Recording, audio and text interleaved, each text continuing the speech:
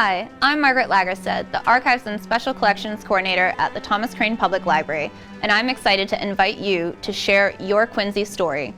Quincy 400 has reminded us of how important it is to recognize the experiences of our community. What makes our history so great and so rich is the people. It's you. The Quincy Legacy Project aims to preserve the stories of Quincy for generations to come. We are collecting stories and memories of work, home, school, and whatever else you want to weave into our historical tapestry. On the City of Quincy's Open Heritage Day, the archives at TCPL teamed up with QATV to preserve some of your stories on video. These will be shared for a limited time, then tucked away in the archives for Quincy to revisit in the future. Ready to share your own? Contact us at qulocalhistory@ocln.org to schedule your long format oral history or to find out the next time we are filming video time capsule clips with QATV. We can't wait to hear from you. Hi, my name is Amanda Peg Wheat, and my connection to Quincy is I've lived here most of my life, and I have worked for the Thomas Crane Public Library here in Quincy for the past 24 years. And I started here as an intern, basically, going to grad school, and now I am the Youth Services Coordinator at Thomas Crane Public Library. I'm really excited to be in that job. So I have a list of questions. Where was I born? I was born in Boston. My family lived in Scituate at the time, but Scituate was a bit of a haul for my parents. My mother worked in Quincy, so to Quincy we came. A few things about myself. Like I said, I am the Youth Services Coordinator here in Quincy, and I've worked here for a fairly long time. I love the ocean. I grew up in Marymount here in Quincy, so I grew up a block and a half away from the beach. And so I have a lifelong love of the ocean and the beach, and I've spent time out on the water. When I was in high school, I got to spend 2 weeks at sea doing science research, which was really cool. And sailing. It was a 2-masted schooner I spent time on, which was really fun. Favorite places in Quincy? I absolutely love Wollaston Beach. I love Wollaston Beach, the little hook end that's Marymount Beach, and the Massachusetts Hummock at the other end of the beach. And I used to jog, and when I jogged, I would run from like down Quincy Shore Drive from Neponset all the way into Squantum. And there were, on low tide days, it was a little smelly because low tides are like that, but there were always blue herons, which was really cool, and they're one of my favorite animals, my favorite bird.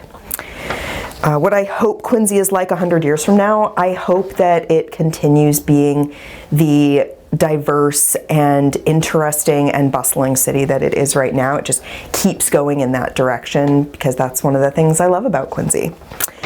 And why did I decide to participate in this video time capsule? I was asked, and I love doing things like this. I think it's super fun to be a part of Quincy's history, and I'm really excited to participate, so thank you. So my name is Peter Tam.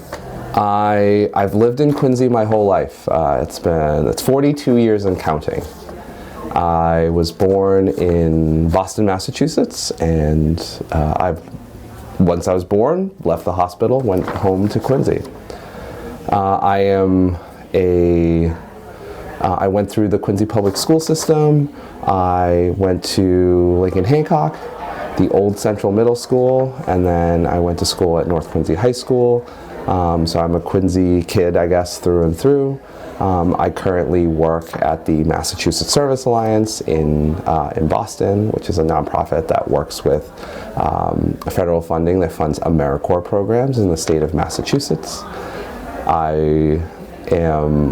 Most of my family, my extended family, actually live in the city of Quincy as well, and many of us have gone through the Quincy public school system, and a lot of us are actually either, my cousins and I, an extended family, are either still in Quincy or in neighboring cities surrounding Quincy.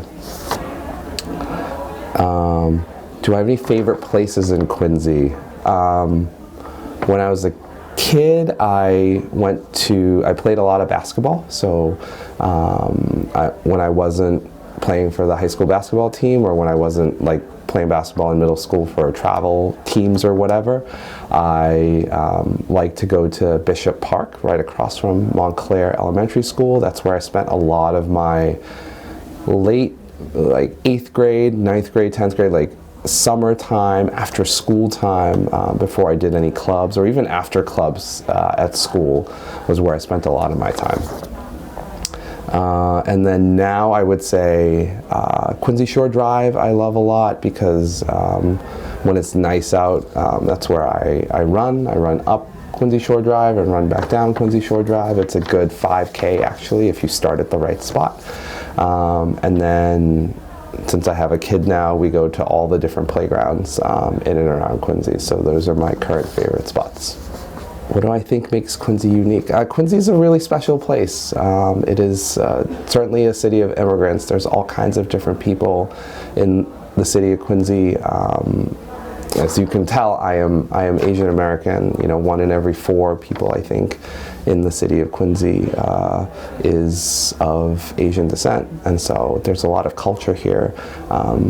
Folks have called, especially recently, Quincy a second Chinatown. It's a second Chinatown for a lot of different reasons, not necessarily including resources, but really the food scene is something special. If you talk to different international students, you talk to different people who are foodies in and around the metro Boston area, they point to Quincy as a destination for Chinese food, Asian food, so I think that's pretty cool. And then, you know, obviously the other big elephant of Quincy is, in terms of uniqueness, is we've had 2 presidents born and raised here, and it's just a city full of history. And, you know, you could go to different places, you can go on the tour, right? But obviously there are different places that just are so important to American history that you can just find, which I think is pretty cool. And what will Quincy be like in 100 years? I think, or what do I hope it'll be like in 100 years? I think the country is continuing to be more diverse, and I think Quincy will continue to be more diverse, and I hope that in 100 years will be a big mix of people that live in the city of Quincy, and it will continue to represent a city of immigrants, a city of lots of different cultures, and you know, with a strong foundation of history for this country. And I participated. I think it's important to be able to talk about individual experiences, and as you collect different individual experiences of people who have lived or grown up here, you know, a collective experience, you can, you know, aggregate that information, you can aggregate those stories and sort of share a general sense of, you know, what the experience is like at a specific point in time. So I think it's super important to be able to have your voice heard in that sense. What's my connection to Quincy? So I moved to Quincy in 2020, right in the fall of 2020. It was kind of still very peak, but not peak of the pandemic, but very much impacted by the pandemic. We got a puppy. We used to live in Jamaica Plain, and we were like, oh, where can we still be have easy access to Boston, be on transit, and still have, like, be able to afford a home with a yard. And that's how we ended up in Quincy. My partner and I have spent a lot of time here prior to that because of all of the amazing restaurants in Quincy. And it's like, I think I learned that it's one of the most Asian cities in New England. I think it's the most Asian city in New England, which is awesome. I think as someone who's Chinese American, finding a place where I can find belonging was very important to me. And there's just something really special where you can run to the grocery store and you don't have to make a pilgrimage every weekend to go and access the groceries and the things you just want to eat regularly. Like, I can swing by any of the 7, 8 Asian grocery stores in town, and it's like running to Stop and Shop. Yeah, and that feels really special. And the place that we live, the neighborhood we live in now, is a really cool confluence of folks. It's full of folks who live within, who have grown up within Quincy, and then also a lot of new immigrants who are coming from different parts of China. And I feel like my partner and I are able to occupy a space where we can kind of be an interpreter or a go-between between these folks, I really am appreciating that sense of community here. Okay, sorry, got distracted. I was born in Wuhan, China, moved to the United States when I was 8 years old, and then I grew up in California, moved out to the East Coast for school, and then came to Boston for work. And this has been home for over a decade. One thing I've been trying to do lately is really commit to a place. I think for many years I had the mindset of like, I don't really have a lot of connections to Boston, and it feels odd to call it home, but really it's become home. Okay, a few things about myself. I feel like I've covered some of that, but let's see. I really love people and community. Currently we're at a library holiday party, and I just joined the board of trustees at the library, and I think a part of that is wanting to commit myself more to the community and to interact and really get a sense of how things are happening here, who folks are that are part of our day-to-day lives. So yeah, I think that is very important to me. Actually, after this, I'm going to an event with my cycling club, which is something else that, yeah, I really love to do. And then for work, it makes money, I guess, which funds my day-to-day life. But I'm a marketer for a meditation app. But I think what I really want to do is probably make enough money in tech and exit in some way, and then go and, I don't know, become a teacher, become a librarian, be someone who's actually regularly interacting with folks who I actually live with. So like I can go to the grocery store and run to people I know. I feel like in our modern day life, we've lost touch with that. And that feels very important to me. Favorite places in Quincy, I really love how accessible nature is around here. I don't know if this will exist in the future, but I'm able to walk over to Black's Creek, and there are lots of like hidden little trails that connect all of the parks around that and can get you to the beach. And yeah, I just love taking my dog, and we go for runs throughout that area. And then I also really love all of the historical pockets. It's like you're walking down the street, you're getting a cup of coffee from Starbucks, and then bam, you're at Adam's birthplace. So I find that really special about the city. What do I hope Quincy's like 100 years from now?